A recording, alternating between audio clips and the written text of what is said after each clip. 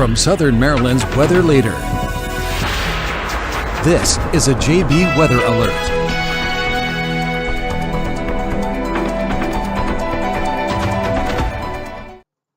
Hello and good afternoon, everybody. I'm Forecaster John Bordash with you in the JB Weather Center this afternoon on what could be potentially a pretty active afternoon and evening here across the mid-Atlantic, as we have some upper-level energy that's going to be moving through the region over the next about 12 hours or so. And as this occurs, we could be seeing numerous storms develop that have the potential for damaging winds and the potential of rotation. And sure enough, we are off to the races with our first tornado warning of the day. This tornado warning is in effect for these areas here you see shaded in pink. This is for northern portions of Stafford County and Virginia, and this goes until 1:15. At 12:45, a severe thunderstorm capable of producing a tornado was located near Stafford and was moving northeast at about 25 miles per hour. For those in the path of this potential tornado touchdown, flying debris will become dangerous to those caught without shelter. Damage to roofs, siding, and windows may occur with this type of a storm. Mobile homes may be damaged or destroyed, and tree damage is going to be likely with this type of a system. So this storm is going to be just around the Stafford area here, just about now, right about 12:50 to 12:55. Other locations impacted by the storm include, but are not limited to, Raymouth, Widewater, Aquia, Roseville, Garrisonville, Arkdale, Ruby, and Cherry Hill. So this is, again, this area is shaded here in pink. This is northern portions of Stafford County in Virginia. If we zoom out here just to get you a wider look at what we're talking about, right now, this is the only storm really we have to be looking at to potentially be one of concern. However, you will note that we have additional storms developing down to the south through portions of Tidewater, Virginia, south of Fredericksburg, and we will need to watch as all of these storms track here to the north and east. And you can see here, I put on just some rough storm tracks, which might be a little bit difficult to see, but these storms are generally moving here to the north and east. Right now, this looks to be the only storm of concern on radar, and what I want to actually do is take you over to kind of what we call a special version of radar. And this is a version of radar that allows us to see not just where we have rain, which is what this version of radar will show you. You can get your reds, your greens, your yellows. However, if we take ourselves on over to what we call our velocity data, this is going to be giving us a look inside storms, right? Radar can give us a couple of things. It can show us where we have rain and how heavy that rain is. It can also show us where we have winds and in what direction those winds are moving and potentially how fast they're moving. Generally, where you get areas of bright green, that would be winds going towards the radar. Any kind of grays or reds would be winds moving away from the radar. And we can see that right here near the Stafford area. And if we were to try to draw this on here, just roughly, you would be looking at winds generally moving in this kind of a direction. This is not the strongest signature we've seen, especially over the last 2 weeks with some rather active weather here in the mid-Atlantic. But this does denote a little bit of spin, and this is going to be something we continue to watch today. If I just give you a bigger look, and I want to come back to our safety parameters here in just a moment, but this is our severe weather outlook for today. Areas south of DC have that elevated level 2 risk of severe weather, and this is really kind of driven by a wind and a tornado threat. That threat of hail isn't too large today. Granted, it is there, but we're going to be tracking this here over the next really 12 hours. If I really had to hone down on a time frame I'm really going to be watching, it's probably about 3 o'clock to about 9 o'clock today, but anytime between now and about 11 or 12 o'clock is going to be some time that we're going to need to be watching. But we're going to watch these storms as they develop and move here to the north and east. We are getting an update now with our tornado warning. Let me bring us back on over here to live William Richmond Inc. radar. I'm going to get our arrows off here just for a moment. And you will note that our polygon is definitely just a little bit different right now. Still only looking at radar indicator rotation, but this tornado warning does remain in effect till 1:15 for central Stafford County. At 12:56, a severe thunderstorm capable of producing a tornado was still located near Stafford and moving northeast here at about 15 miles per hour. We're going to be looking at this to move over the Stafford area, over I-95 by about 1 o'clock. those of us in Charles County, this is going to be something that we will want to watch. If I put a general storm track on here, let's give us about an hour worth of lead time with it, where we have our storm right now. And if we take this moving out, we will see that this will move just north of Nanjamon, getting here into the Pittsca area, potentially in about 45 minutes to an hour if it can hold together, potentially on up towards Indian Head after that point. So it's going to be one that those in Charles County are going to want to watch. No active warnings, though, for the immediate southern Maryland area, but that doesn't mean that we aren't going to monitor these other systems and these other cells that are outside of our immediate area. The National Weather Service does continue to watch this area south of D.C. for potential severe weather impacts today. For those of us in this tornado warning right now in central portions of Stafford County, here are your tornado warning safety tips. You're going to want to be moving indoors to a building with a solid foundation. A shed or a mobile home or even just an awning isn't really going to provide you much protection when you have a storm with a potential tornado touchdown moving through. You want to get to the lowest level of that solid foundation. A basement's great, but if you don't have a basement, a first floor also works just as well. I frequently tell the story in these types of situations of when I was growing up down in Lusby, we didn't have a basement. I grew up in a one-story ranch-style type of home, and we weren't moving to any basement that didn't exist. And that's okay just to be on that first story. But the last point then becomes rather important. You want to shield yourself. And this can be done in two ways. A, you want to put as many walls between you and the outside as possible. You don't really want an exterior room. Granted, growing up in my ranch-style home, we had a basement that did touch the outside, but we had a bathroom that did have a wall that touched the outside, but that's all right. Get into that interior room, and you want to cover your body, potentially using a pillow or maybe even a mattress or a blanket or maybe even a helmet could be useful. Just think, if there's a tornado touchdown and you fly in debris, what's going to protect you from that debris? Not too scary, but that's just something that would go through my head in a tornado warning situation. So that's going to be something that we're going to be watching as, again, all of this begins to move to the north and east here. And as we zoom out, you can see additional cells moving down to the south. These are going to be cells that we're going to watch. We have a little twisting and turning of the atmosphere today. It's rather humid outside, so both of those kind of work in tandem here to promote the potential of rotation. What I can do for you is quickly load up our Futurecast, just to give you a general idea of what we're going to be watching as we head throughout the day today. Let's go ahead and get that loaded up for you. Let's turn that off, and let's get our latest run of Futurecast loaded up here. I'm going to make sure we have our model timeline here so we get a nice general idea, and we can turn off the tornado warning for the time being as well. So if we take a look, this gets us back to about 3 o'clock, but if we get you on over to, it's about 1 o'clock right now. Let's run it through there, and we'll let this load here for a moment.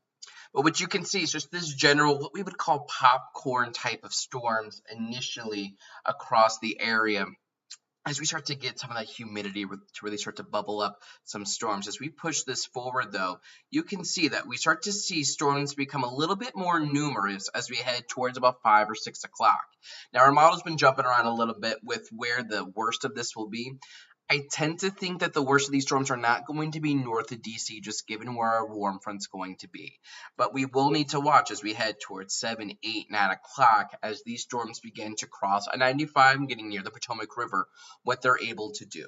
Always wary about the Potomac River, as that tends to be a kind of a kickstart for some rotation, given that there's a lot less friction over the river, and we should begin to see everything move out of here by about 2 o'clock. So I'll get you a nice general look at timing here over the next little bit, and we will continue to watch everything as it continues to kind of bubble up here. Let's get you back on over to live William Richmond Inc. radar. Let's get our radar layers loaded back up here. We're no longer looking at future view. We are looking at our live radar, and let's get a nice timestamp so we know exactly where we are sitting right now.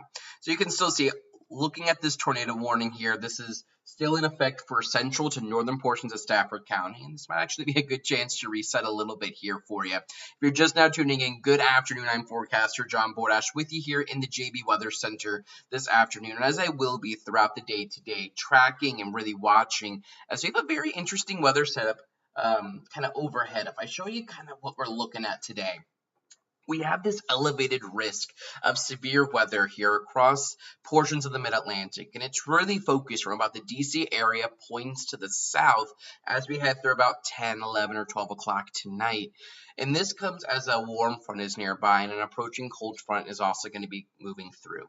The workings of those two, along with a dying area of low pressure, will help to enhance the potential of storms this afternoon and especially probably this evening, as we have increased twisting and turning in the atmosphere with those winds, and we have humid conditions, both that can work together to help set off some severe weather.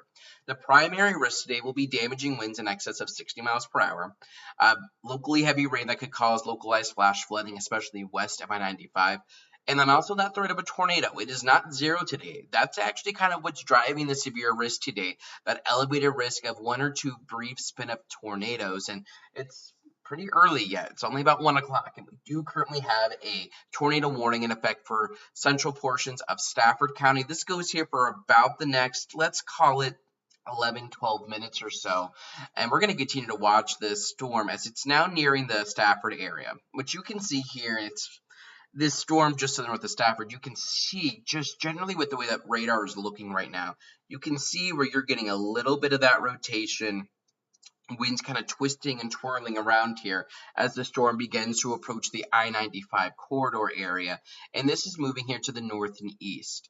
This is going to be a storm that I think those in portions of Charles County will want to watch. If I get you a storm track here loaded up on this, storm's right about here, and we are moving about northeast at nearly 17 miles per hour.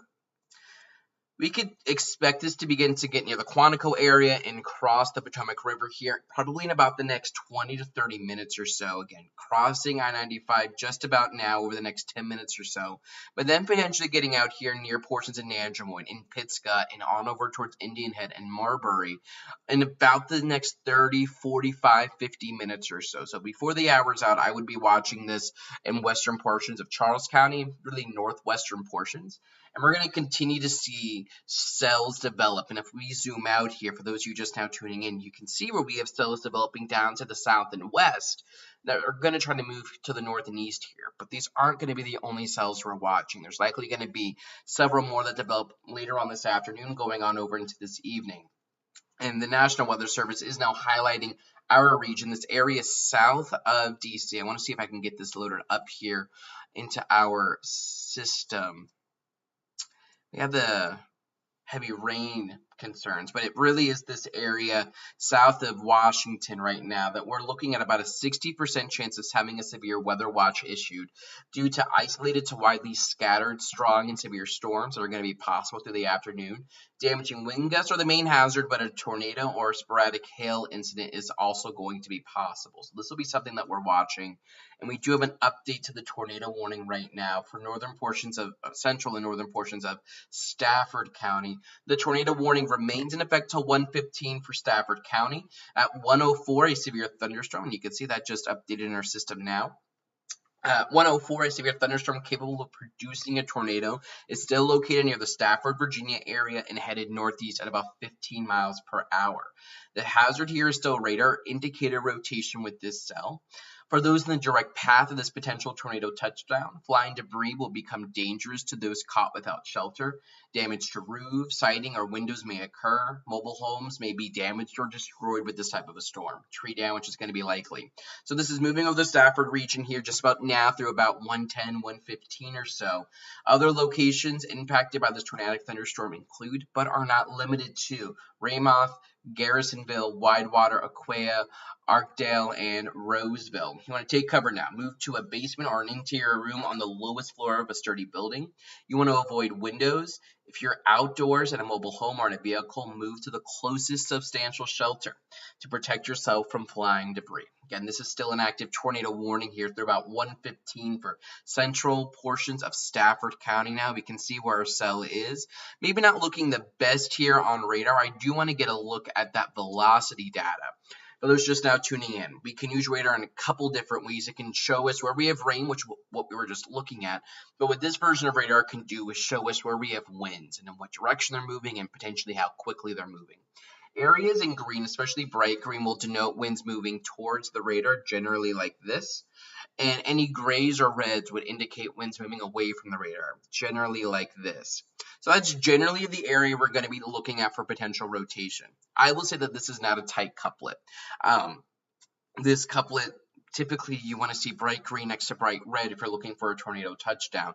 I'm not seeing that here. It looks a little bit more drawn out a little bit, not a tight couplet, which could be good news here and may allow for this potential for this tornado warning to expire here in about the next 8 minutes.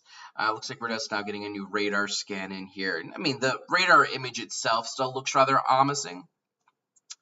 So we will continue to watch as you see maybe a little bit of an inflow bank here just west of I-95, just to the north of Stafford. But we will continue to watch that. And we're also going to be watching these storms down here to the south.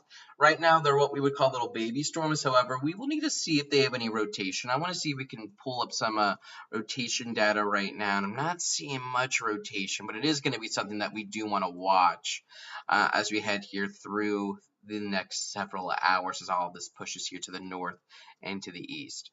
Zooming out, not much else is going on. But it's, going to be a little bit of an active afternoon, a little bit of an active evening, probably across the region.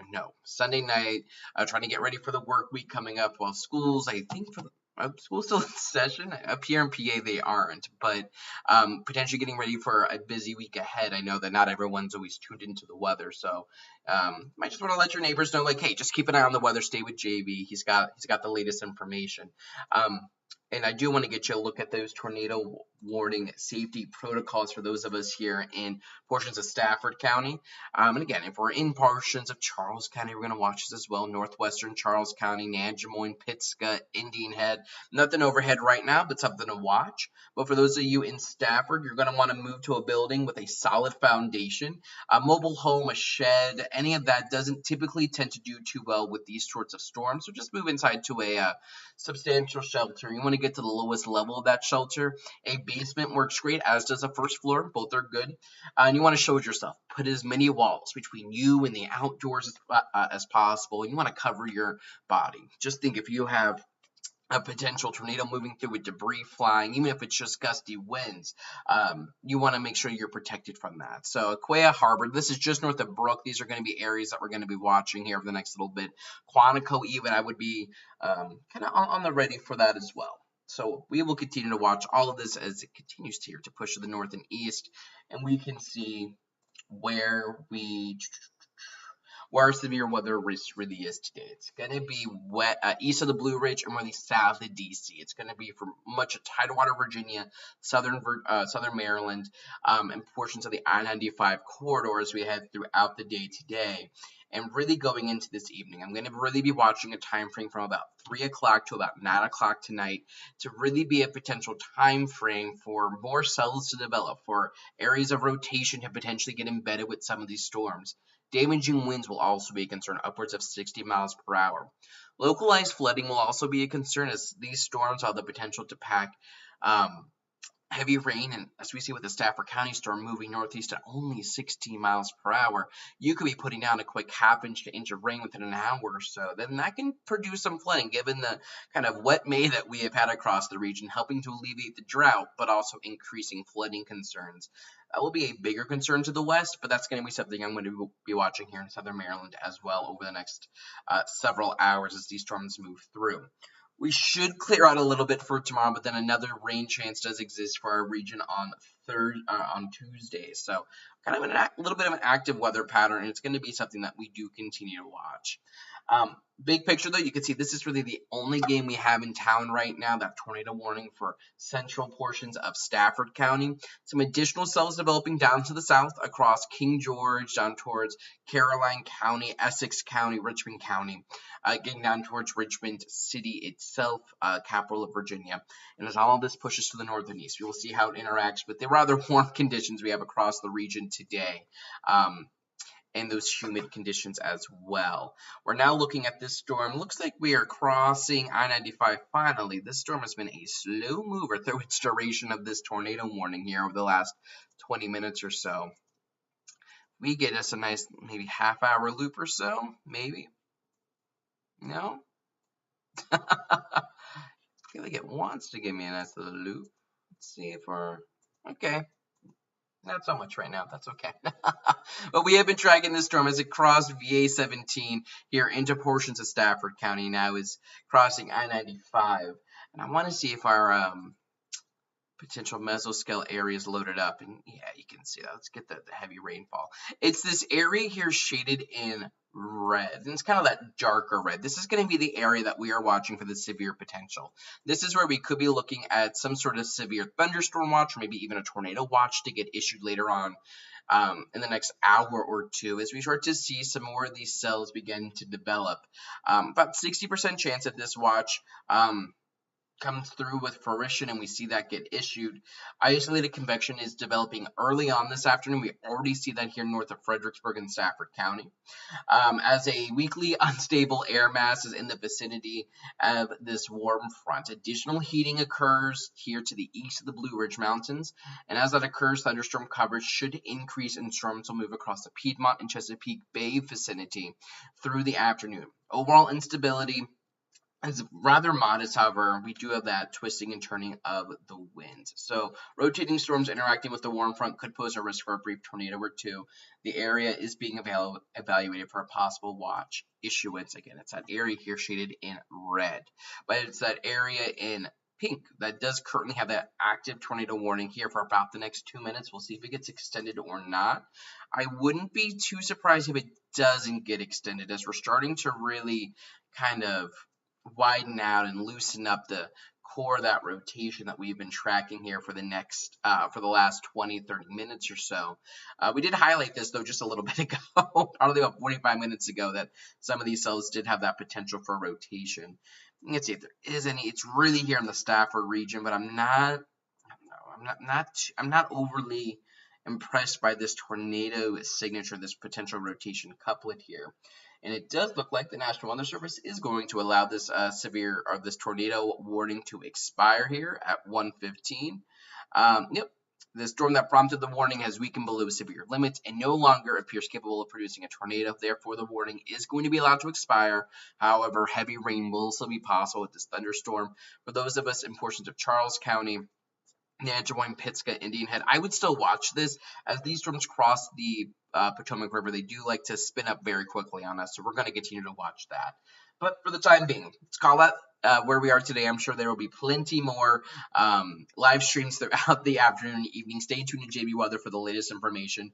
I'll be here in the Storm Center tracking everything over the next several hours, and we'll see what happens. Keep it tuned in right here to JB Weather, though. Have a nice and safe one, and keep the weather eye to the sky. Check the forecast anytime online at jbweather.net.